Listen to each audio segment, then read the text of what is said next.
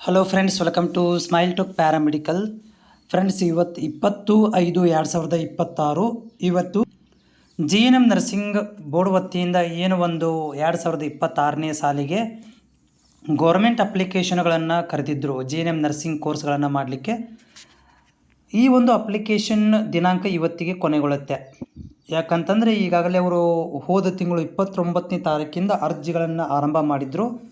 ಅವರ ಒಂದು ನಿಯಮಾನುಸಾರ ಸ್ಕೆಡ್ಯೂಲ್ ಪ್ರಕಾರ ಇವತ್ತಿಗೆ ಏನಾಗುತ್ತೆ ಅಂತಂದರೆ ಒಂದು 20/5/2026ಕ್ಕೆ ಕಂಪ್ಲೀಟಾಗಿ ಆನ್ಲೈನ್ ಅರ್ಜಿಗಳ ಸಲ್ಲಿಕೆ ಕಂಪ್ಲೀಟ್ ಆಗುತ್ತೆ.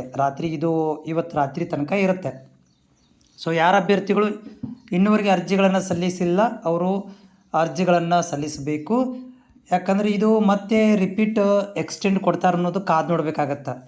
ಭಾಳಷ್ಟು ವಿದ್ಯಾರ್ಥಿಗಳಿಗೆ ಮನವಿ ಮಾಡ್ಕೊಂಡ್ರೆ ಮಾತ್ರ ಇಲ್ಲಿ ದಿನಾಂಕ ವಿಸ್ತರಣೆ ಮಾಡುವಂಥದ್ದು.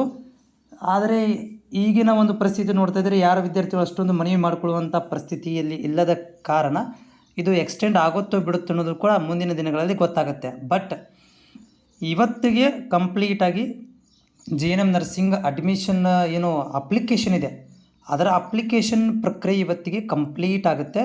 ಅರ್ಜಿಗಳು ಹಾಕಿದರೆ ಮಾತ್ರ ನಿಮಗೆ ಗೋರ್ಮೆಂಟ್ ಸೀಟ್ ಸಿಗುವಂಥದ್ದು. ಗೋರ್ಮೆಂಟ್ ಕಾಲೇಜ್ ಆಗಿರ್ಬೋದು ಅಥವಾ ಪ್ರೈವೇಟ್ ಕಾಲೇಜಾಗಿ ಸಿಗುವಂಥದ್ದು. ಇದರಲ್ಲಿ ಗೋರ್ಮೆಂಟ್ ಮುಖಾಂತರ ಹೋಗಬೇಕಂದ್ರೆ, ಗೋರ್ಮೆಂಟ್ ಫೀಸ್ ಮುಖಾಂತರ ಕಡಿಮೆ ಫೀಸಲ್ಲಿ ಹೋಗ್ಬೇಕಂದ್ರೆ ಅರ್ಜಿಗಳನ್ನು ಹಾಕಿರಲೇಬೇಕು.